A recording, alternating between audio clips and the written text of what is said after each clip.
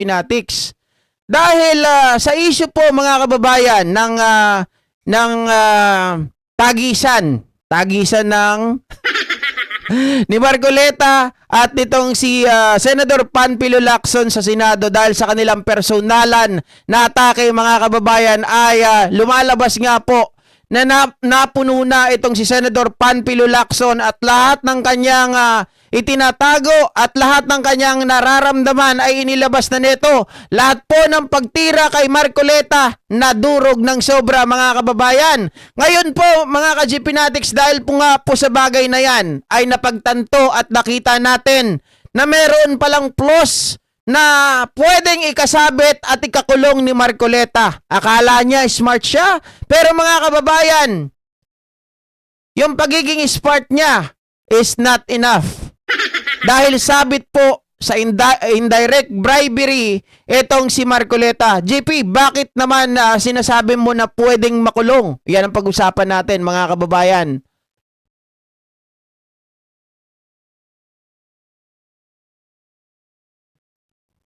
So, pakinggan muna natin yung statement kahapon. Pinipilit niya rin na ilabas ko ang listahan ng 67 contractors. He said in his speech, and I quote, in his press release dated August 10, 2025, posted on the Senate website, the BRC chairman disclosed that House members called him and that he had a list of 67 congressmen who are contractors. Yet, he did not summon them to any BRC hearing. Why did he not name them to be fair to the rest of the members of the House of Representatives? Ito po ang tunay na splice, Mr. President.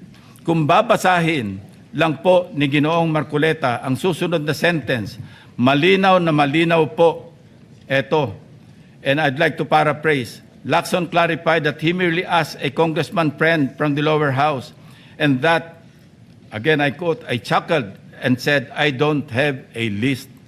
Ulitin ko po, noon at hanggang ngayon, kahit ipagpilitan at isplice ng kung sino, wala akong listahan at wala akong sinasabing may hawak akong listahan ng mga tinuguroang contractors. Wala akong pangalan. Alam mo yung 67 na contractors na naging congressmen or yung congressmen contractors, nakuha ko yan sa isang member ng House noong kasi simula pa lamang ng 19th Congress 2022. Number 4, madiin din po ang pag-question ni Senator Marcoleta sa interparliamentary courtesy. He said, and I quote, this doctrine, Mr. President, which is not even part of our rules, is not absolute. And then he added, if anything, those who occupy the highest offices in the government must be the first to answer, not the last to be asked, unquote. Senator Marcoleta even mentioned, again, and I quote, the members of Congress have no immunity from investigation, subpoena, or public scrutiny, unquote. Mr. President, hypothetically, if the House of Representatives initiates an investigation on Senator Marcoleta's statements of contributions and expenditures, or SOSE, over an alleged discrepancy, would the Honorable Senator stand by his position to disregard interparliamentary courtesy? Okay, tigil muna natin guys. Meron ditong sinabi si Panfilo Lacson na mahalagang bagay. Parang binigyan niya po ng hint ang House of Representatives to investigate, mga kababayan, itong SOSE ni Marcoleta. Okay? Kasi dito, pinagbibilitan ni Marcoleta na wala dapat immunity ang mga kongresista or yung mga tao na umahawak ng higher office, mga kababayan, kapag ang pinag-uusapan na ay ang katotohanan. Sabing ganon. Di ba mga ka-GP Fanatics? Ayaw niya na i-honor yung parliamentary courtesy. So sabi ni Lacson, paano pag nag-imbestiga ang Congress tungkol sa yung SOSE? Okay? Ikaw ba? Sasabihin mo ba, mga kababayan, na, o sige, dahil wala naman akong immunity, dahil nga ganito ang nangyayari. Okay? Mga kababayan, i-honor mo ba yon? Na, ganun ba ang sasabihin mo? Papayag ka ba na imbestigahan ka nila? Palagay ko, mga kababayan, ito ay malinaw na isang kaipokritohan. Subalit, hindi po natatapos ang expose ni Ping Lacson hinggil sa bagay na yan.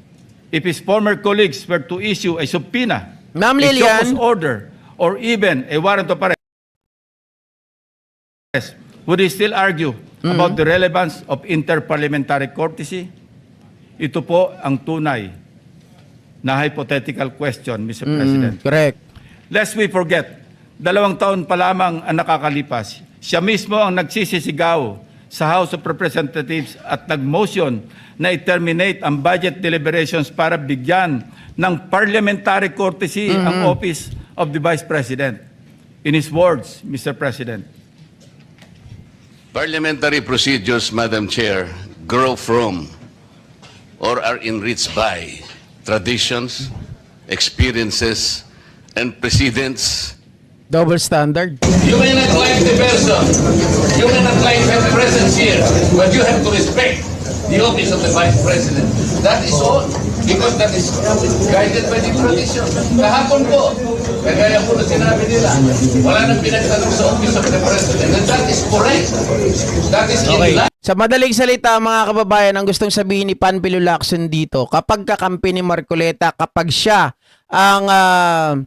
ang subject matter, mga kababayan, i-implement natin yung parliamentary courtesy. Okay? Pero kapag ito ay hindi pabor sa kanila, mga ka-GPnatics, hindi honor ang parliamentary courtesy. Diba? Double standard masyado. such hypocrisy, such double standard, such a farce that does not dignify an answer, Mr. President. Incidentally, since I mentioned this SOSE case with the COMELEC Eto na. in violation of the Omnibus Election Code, kung ninanais ko lamang na ipahamak siya, ay naghain na sana po ako ng Senate resolution calling for an inquiry in aid of legislation para ipatawag ang mga COMELEC officials upang ipaliwanag bakit masyadong delayed ang usaping ito. When the issue of Senator Marcoleta's failure to disclose his campaign contributors in his sources surfaced, our dear colleague tried to clarify the matter. In fact, during his own show, Saganang Mamamayan, dated November 8, 2025, he made the following disclosure. Please watch. Nelson, alam mo, mga kaibigan ko, nagbigay sa akin talaga. Alam mo, pakiusap lang nila. Isa lang. Tanggapin mo ang tulong namin sa'yo. Okay. Congressman ako noon, Kong. Tandaan nyo congressman ako noon, mga kababayan. Congressman daw siya doon, okay? Tandaan po natin yan, ha? Kami po ay naniniwala na karapat Okay. dapat kang makarating sa Senado. Tanggapin mo ang lagang to. Marami sila. Isa lang ang kanilang pakiusap sa Ano akin. po yun? Eh sana wag mo na kaming i-disclose ang identity. Ngayon, kapag ka naglagay ako ng figure sa contribution, mapipilitan akong mag-disclose ng pangalan nila. Alam mo kung bakit? Merong kaakibat na kung tawagin ay deed of acceptance of donation. Paano yun kako? Contribution to eh. Oo. Hindi, sabi niya, binigay ko nga sa'yo contribution pero utang na loob mo sa akin yan. Ituring mo na lang na utang, sabi niya, di ba? Loan. But when he was issued a show cause order by the COMELEC, he tried to backtrack on his arguments by saying that he received those contributions when he was not yet a candidate, as defined by the decision of the Supreme Court.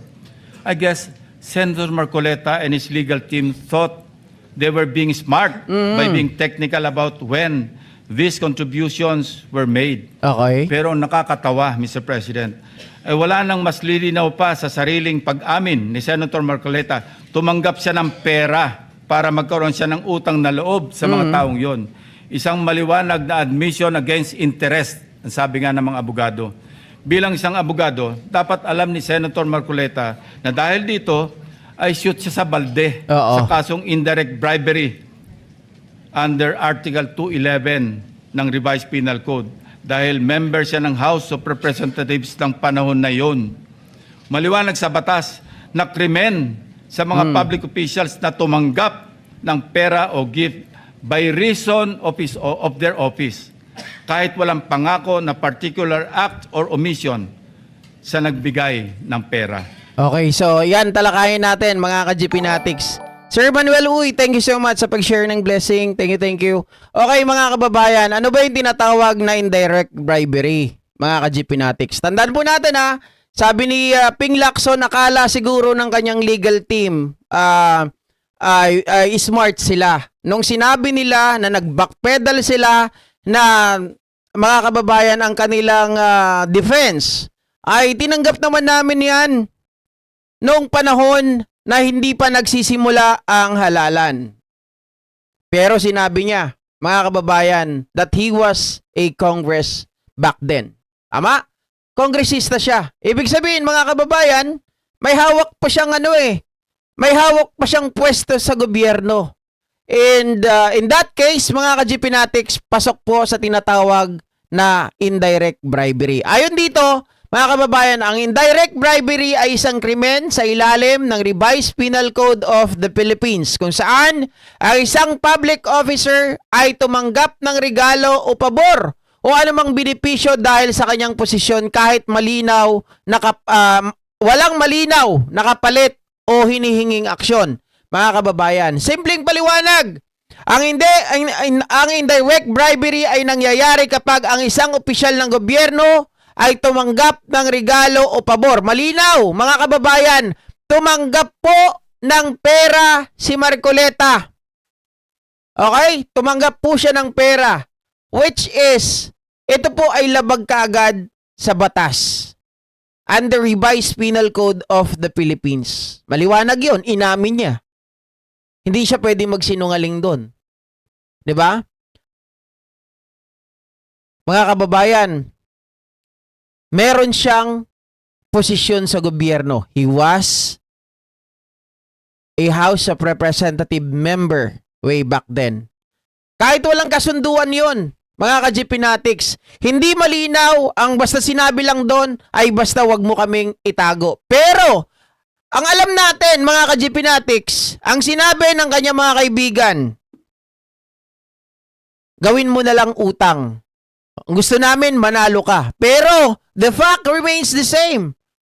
Na tumanggap siya ng pera kapalit ng utang na loob. Diba? Oh. Natatandaan nyo, mga ka-GP Natics, yung nangyari kay Sandro Marcos, na kung saan po, mga kababayan, etong sila Maharlika at yung kanyang mga grupo, ay dinimanda po, mga kababayan, etong si Sandro at itong si Abel Bacudio dahil tumanggap daw ng relo, mga kababayan. Kasi ayon po sa batas, pag ikaw ay isang public official, okay, nasa gobyerno, ang pwede mo lang tanggapan ng pera o kind, mga kababayan, ay yung kamag-anak mo.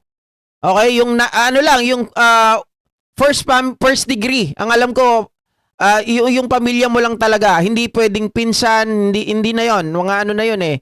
Pangalawa na yon, mga kababayan. Pwede lang yung magulang mo, kapatid mo. Yung mga yun lang, mga ka-GP Natics. Oh, sa kanya, maliwanag na maliwanag. Hindi lang natin malaman ngayon na yung tao na yon ay mga kontraktor ba. Pero for sure, sinabi niya, mga kaibigan niya, bawal po yun sa batas.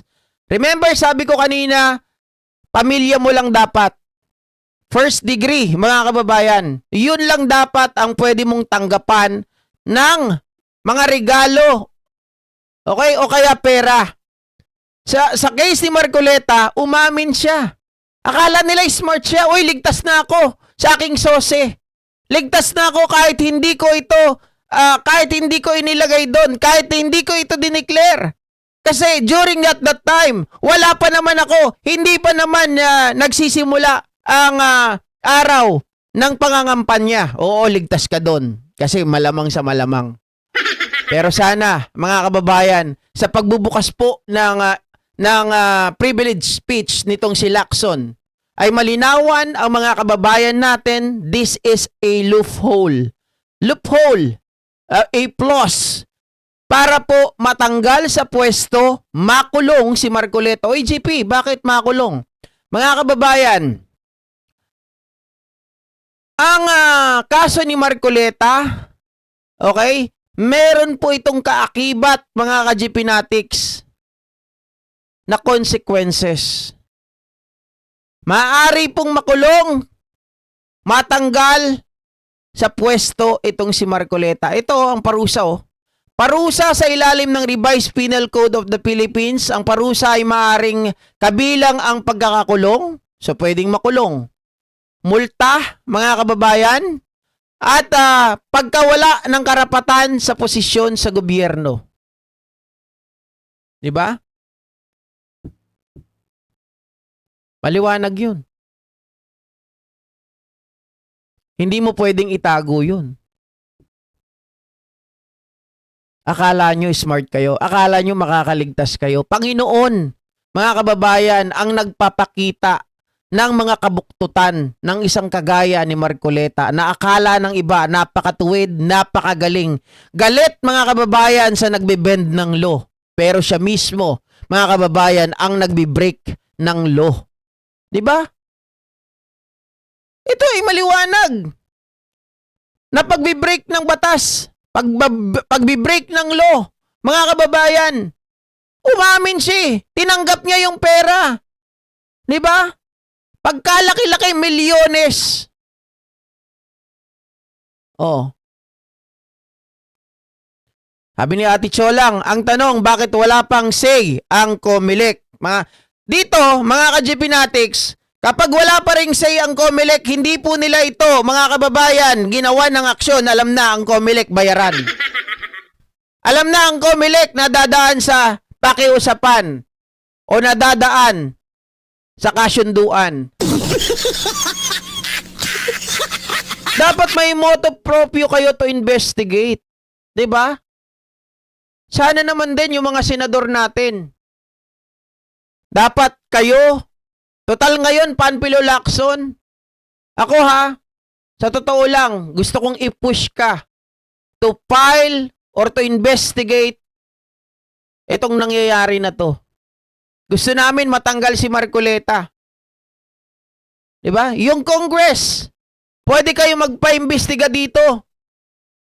Maliwanag na paglabag ito sa batas Mga kababayan, hindi na nga kailangan talakayin. Hindi na nga kailangan, mga ka-GPnatics, na pag-usapan pa. Dapat matik, motu proprio, tanggalin na kaagad dahil siya naman ang umamin sa kanyang sariling programa. Diba? O nagyabang pa. Hindi naman yan yung timeline, hindi naman yan binigay nung panahon ng kampanya. So okay lang na hindi natin ilista. Pero doon nga lang, mga ka-GPnatics 'di ba? Ang nakasulat doon, basta ito ay may kinalaman sa expenditure, mga ka-GPnatics, dapat ito po ay isasubmit mo. 'Di ba? Kaya ka nga nanumpa Ito ay katotohanan at pawang katotohanan lamang. Hindi sinabi doon na kailangan yung mga kababayan, yung pera ay hindi mo isusulat kapag hindi pa oras or araw ng campaign period.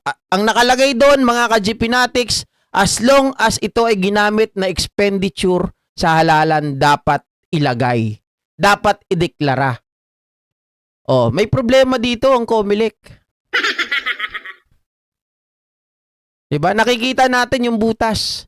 Nakikita natin. Kung ako kay Ping Lacson, siya na ang manguna. Huwag niyang magbigyan itong si Marcoleta. Total, personalan naman na At saka mali yun ni Marcoleta. Hindi dapat i-tolerate. Diba? Hindi dapat ipagsawalang bahala. Otherwise, mga kababayan, marami ang susunod na mga politiko na ganito rin ang gagawin. Ma'am Ashin, thank you.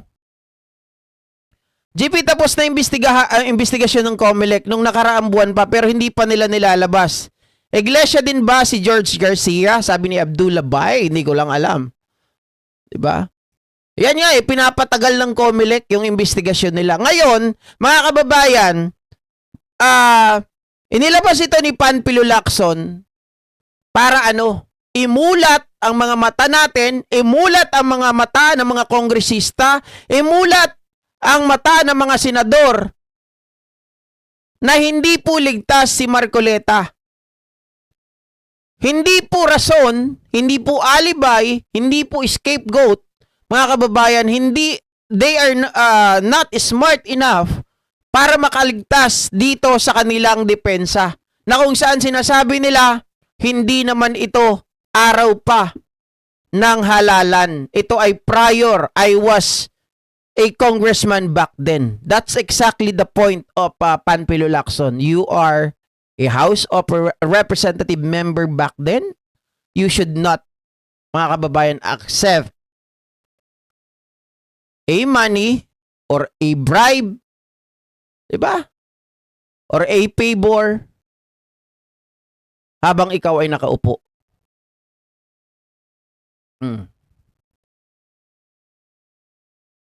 Sabi niya, Naples, Italy, kumulik ng pera, di ba? Ayan nga ang problema, mga ka-GPnatics, kasi nung panahon na yan, si George Garcia, siya ata yung campaign manager, hindi ko alam kung ano,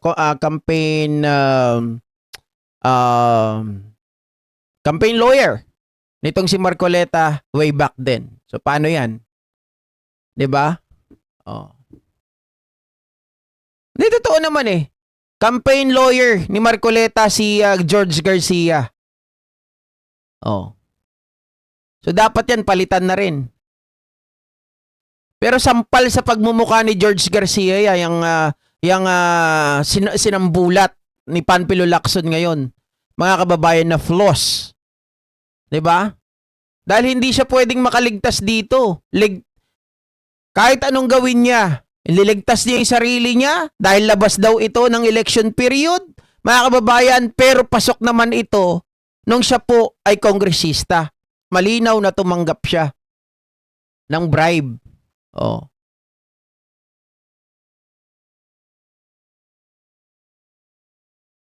Mali ka, Lacson. Hindi sa balde pasok si Marcoleta. Pasok na pasok siya sa imburnal. Hindi naman kasi pwedeng sabihin ni Panfilo Lacson yung mga ganyang kataga na imburnal. Hanggang balde lang. 'Di ba?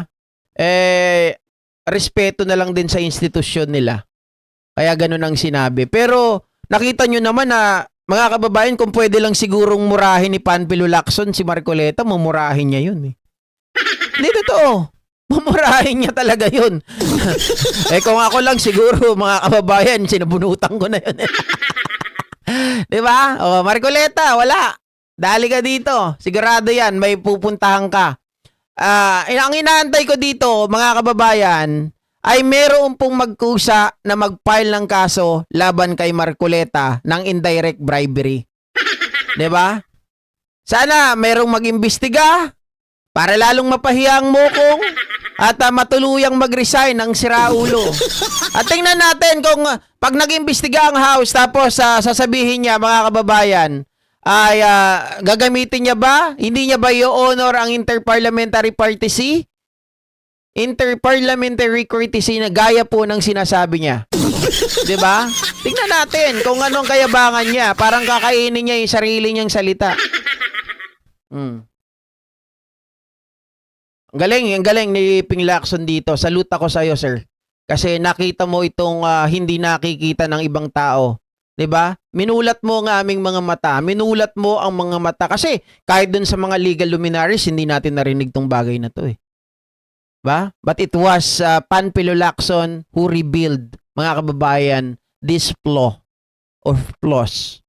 Oh. Salamat, Sir Wilfredo de la Cruz. Maganda. Thank you. Corrupt din siguro si Comelec Chairman Garcia, sabi ni Sir Manuel Uhiyup. Hindi natin alam, mga kababayan. Pero, siyempre, ang pwede lang nating sabihin dyan is, yung opinion natin na kapag ito, pinalagpas niya si Marcoleta despite the fact na inilatag na yung predicate ni Panfilo Lacson na, mga kababayan, nagkaroon ng indirect bribery itong si Marcoleta at hindi pa rin ginawa ng paraan, hindi tinanggal to hold public office. Sigurado, mga kababayan, masasabi natin, bayaran nga. Bakit At nga corrupt. ba hanggang ngayon ay hindi pa rin nilalabas ng COMELEC ang resolution ng SOSI case ni Senator Marcoleta? Number 4, as for Mr. Saldico, let me Okay, hanggang doon lang po yon mga ka-GP Natics. No? Niliwanag ko lang kung ano yung mga kaakibat na parusa laban kay Marcoleta. Magaling matulog sa pansitan si George Garcia. Dapat may mag-file sa kanya. Tama. Kasi hindi naman yan gagalaw kung walang mag-file. Si Lacson, mga kababayan, kaya po niya ito sinabi. GP, bakit hindi siya ang nag-file? Okay, simple lang. Kay Lacson, kaya hindi po siya nag-file kasi lalabas na namemersonal si Ping Lacson kapag siya po ang nag-file ng kaso. Kaya nga sabi niya, kung pwede lang, kung gusto ko lang siyang asuntuhin, kung gusto ko lang na siya po ay gantihan, nag-file na sana ako ng resolusyon. Yun ang ibig sabihin nun, mga ka-GP Nastic, ay simpleng pananawagan. Hey guys, I can't do it, 'di ba? I cannot. Dahil baka isipin na may personal ako. Siya po ay nag-i-encourage. Ini-encourage niya po ang mga kababayan natin, ang Congress, ang Senado, or yung mga private citizen, mga ka-GP Natics, na mag-file kayo ng kaso laban kay Marcoleta. And eto na yung katibayan. Hindi na kayo kailangang maghanap pa. 'Di ba? Yun lang, as simple as that. Yun ang gusto niyang sabihin, hindi ako pwede. Kasi baka mamaya sabihin na may personal ako. So kayo na lang. Eto na, nilalatag ko na. 'Di ba? Oo. Sabi ni Godfrey Bawigan, agree ako sa iyo, JP, 'di ba? Tama naman. Yun, maliwanag yun eh. Naiintindihan natin yung mga salita na ganun. He wasn't able to do that, mga kababayan, baka pag-isipan siya na may personal. So, he told it loudly. Di ba? He told it loudly. Yun ay talagang nananawagan siya. In-encourage niya ang taong bayan to file case against Marcoleta.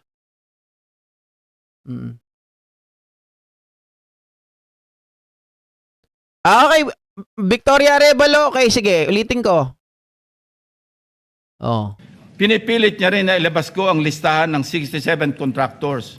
He said in his speech, and I quote, in his press release dated August 10, 2025, posted on the Senate website, the BRC chairman disclosed that House members called him and that he had a list of 67 congressmen who are contractors.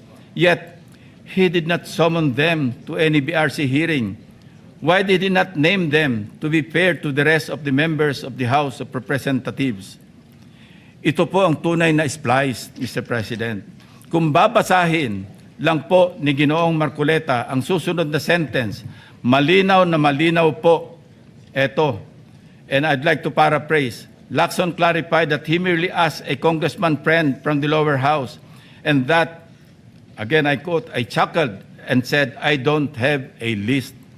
Ulitin ko po, noon at hanggang ngayon, kahit ipagpilitan at isplice ng kung sino, wala akong listahan at wala akong sinasabing may hawak akong listahan ng mga tinuguroang contractors.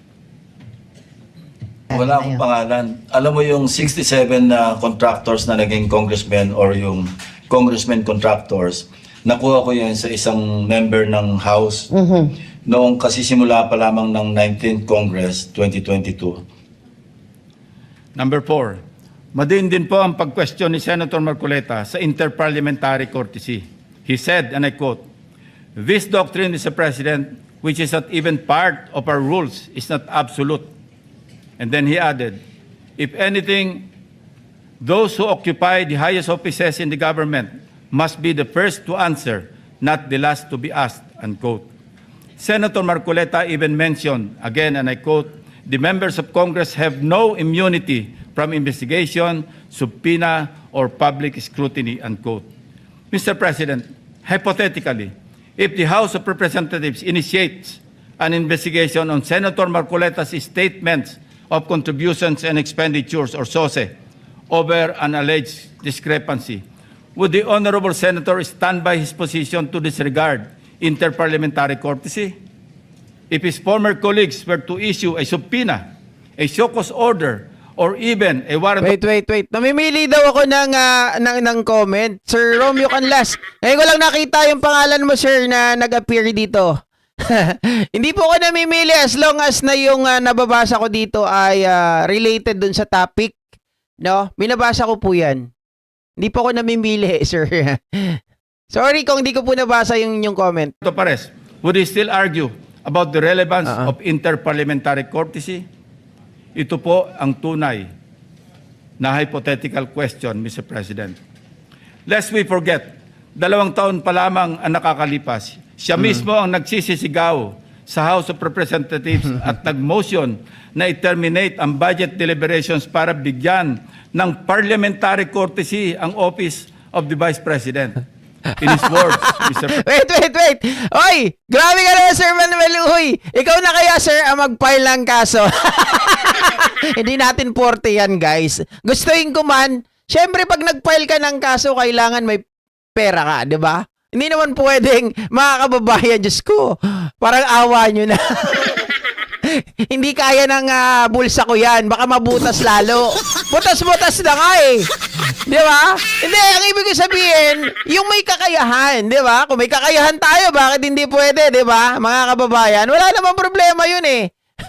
Pero dahil wala tayong kakayahan, andito lang tayo sa social media nag-iingay.